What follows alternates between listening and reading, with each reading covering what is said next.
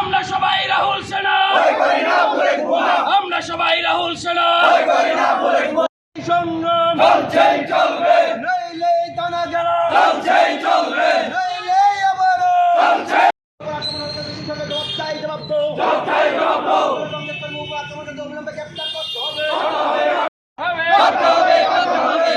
কংগ্রেস কর্মীর উপর হামলাকারীদের অবিলম্বে গ্রেফতার করতে হবে। গতকাল বিকাল অনুমানিক 5:30 নাগাদ আমাদের আরকেপুর বিধানসভা কেন্দ্রের সালগড়া দিয়ে আমাদের কংগ্রেস কর্মী হাসান আলী, ওনার বাড়িতে কংগ্রেস দলের পতাকা উনি লাগিয়েছিলেন। সেই অপরাধী সে এলাকা বিজেপি দুষ্কৃতী নূতন শীলের নেতৃত্বে প্রায় 30-40 জন সংঘবদ্ধভাবে সেখানে আমাদের কংগ্রেস কর্মী হাসান আলীর উপর সেখানে দা লাঠি রড নিয়ে আক্রমণ করে ওনাকে বাঁচানোর জন্য যখন ওনার স্ত্রী সেখানে আসেন ফিরুজা বেগম, ওনারকেও প্রচণ্ডভাবে সেখানে রড দিয়ে সেখানে আঘাত করা হয়েছে মাথাতে, পায়ে ওনার মাথা ফেটে গেছে। ওনার 2 বছরের শিশু সে বাচ্চাটার উপরও সেখানে আক্রমণ করা হয়েছে।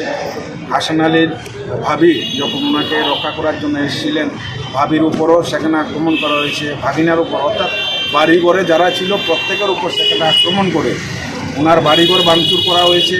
ওনার ঘর থেকে মূল্যবান জিনিসপত্র, টাকা পয়সা সেখানে লুট করা হয়েছে। হাসান আলীর উপর যখন আক্রমণ হয় ওনার আত্মরক্ষার সাথে উনি পালিয়ে কোনো ক্রমে সেখানে ওনার জীবন রক্ষা করেন। সেই সমস্ত বিজেপি দুষ্কৃতীরা ওনার বাড়ি ভাঙচুর করার পর, তাদের আক্রমণ করার পর পরবর্তী সময় শালগড়া যমুনিতে হাসান আলীর ভাইয়ের একটা দোকান ছিল, ফলের দোকান, সে দোকান ভাঙচুর করে হাসান আলীর ভাইয়ের উপরও সাথে যোগাযোগ করেছি। থানার ইনচার্জের সাথে কথা বললাম, এসডিওর সাথে সেখানে দফায় কথা বললাম। আমরা বললাম আক্রমণ করেছে, পুলিশ গিয়েছে, সব কিছুই সেখানে ঠিক আছে, কিন্তু এই যে আক্রান্ত যে মহিলা, যে ফিরুজা বেগম, যার মাথা ফেটে সেখানে রক্ত ঝরছে, পাও ফেটে গেছে, হাঁটতে পারছেন না, 5:30 থেকে একটা ঘরের মধ্যে গৃহবন্দী অবস্থায় আছেন। আমরা পুলিশকে সেখানে বারবার বলেছি এই মহিলাকে অন্তত আপনারা হাসপাতালে অ্যাডমিট করার সেখানে ব্যবস্থা করেন। 5:30 থেকে 11টা পর্যন্ত কন্টিনিউ আমি তাদের সাথে কথা বলেছি, কিন্তু দুর্ভাগ্য পুলিশ প্রশাসন ওই মহিলাকে ওই বাড়ি থেকে রাত্রে 11টার সময় হাসপাতালে আনার কোনো সেখানে উদ্যোগ গ্রহণ করেনি। পরবর্তী সময় আমি ডিআইবির সাথে কথা বলেছি, ডিআইবি রাত্র 11টা নাগাদ সেখানে ফায়ার ব্রিগেড পাঠিয়ে সেই মহিলাকে জেলা হাসপাতালে সেখানে ভর্তি করেছে। এই ঘটনা সেখানে আমরা সবাই গভীর শঙ্কিত।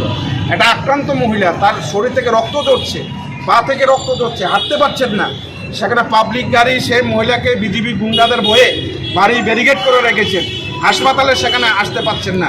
পুলিশের কাছে বারবার সেখানে বলেছি আমরা যে অন্তত মহিলাকে হাসপাতালে নিন। 5:30 থেকে রাত্র 11টা পর্যন্ত পুলিশ প্রশাসন সেখানে মহিলাকে হাসপাতালে নেওয়ার উদ্যোগ গ্রহণ করেনি। এটা অত্যন্ত সেখানে দুর্ভাগ্যজনক। আমরা পুলিশ প্রশাসনের কাছে এসেছি, ফিরুজা বেগম এখন উদয়পুর জেলা হাসপাতালে খুব আশঙ্কাজনক অবস্থায় আছেন। ওনার মাথায় সিলি লেগেছে, পায়ে সিলি লেগেছে, উন্নত চিকিৎসার জন্য হয়তো বাইরে নেওয়া হতে পারে।